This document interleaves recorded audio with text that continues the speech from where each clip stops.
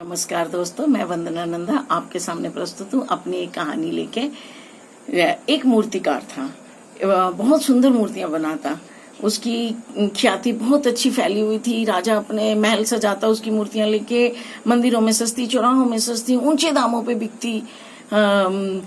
और उसका छोटा सा एक नन्हा सा बेटा था जो कि उसके साथ बैठ के छेनियाँ थोड़ी लेके छोटी छोटी मूर्तियां गढ़ता रहता, छोटे छोटे पत्थर गढ़ता रहता। और पिताजी उसको सुधारते रहते, अगले पत्थर में ऐसे करो ऐसे करो। और धीरे धीरे वो भी एक अच्छा मूर्तिकार बन गया।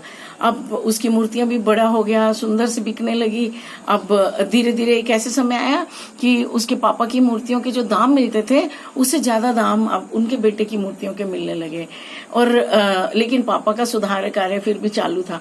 उन्होंने फिर भी हर मूर्ति के बाद उसको कहते कि इस मूर्ति में जो ये कमी है अगली में ना होने पाए। अब उसको गुस्सा आने लगा कि मैं इतना बड़ा मूर्तिकार बन गया हूँ, फिर भी ये मेरे नुक्ताचीनियां, गलतियां निकालते रहते हैं। तो एक दिन राजा जी ने एक मूर्ति खरीदी और इतने खुश हुए, इतने प्रसन्न हुए कि जमीन भी दान में दे दी। अब जैसे अब उसके बाद मुड़ा तो पिताजी ने कहा इस मूर्ति में ना ये कमी थी, अगली मूर्ति में ये कमी मत रखना। अब तो उसके सब्र का बांध टूट गया। उसने कहा पिताजी आप मुझसे इतनी ईर्ष्या करने लगे हो, इतनी ईर्ष्या करने लगे हो कि कोई पूछो मत। आपने तो हद कर दी। इतनी सुंदर, इतनी प्यारी मूर्ति बिकी है और तब भी आपने उसकी गलती निकाल दी।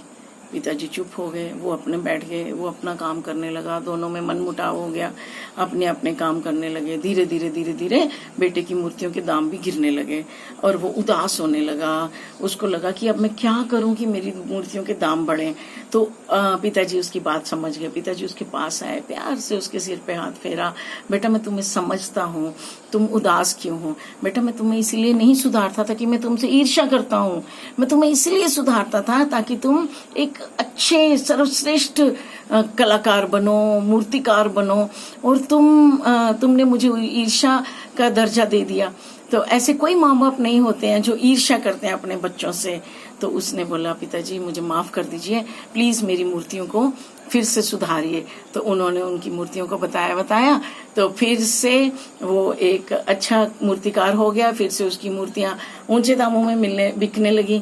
तो दोस्तों हमने इस कहानी से एक बहुत बड़ी शिक्षा ली है कि हमें अपने बड़ों की आज्ञा का पालन करना चाहिए। हम अपने बड़ों की बात नहीं सुनते, छोटे हमारी बात नहीं सुनते, तो हम कहीं ना कहीं ये भारतीय संस्कृति को विलुप्त होते हुए देख रहे हैं। तो दोस्तों हमारी बड़ों की बात मानना हमारी संस्कृति है। हम उस संस्कृति को ना खोएं, ये हमारी धरोहर है, हमारी संस्कृति है। बड़ों को आदर देना, प्यार देना, उनकी आज्ञा का पालन करना, उसमें आशीर्वाद है, उसमें भगवान का वरदान है।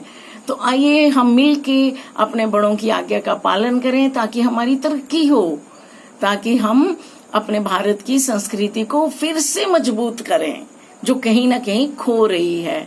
चलिए हम प्रण लेते हैं, फिर मिलेंगे। नमस्कार।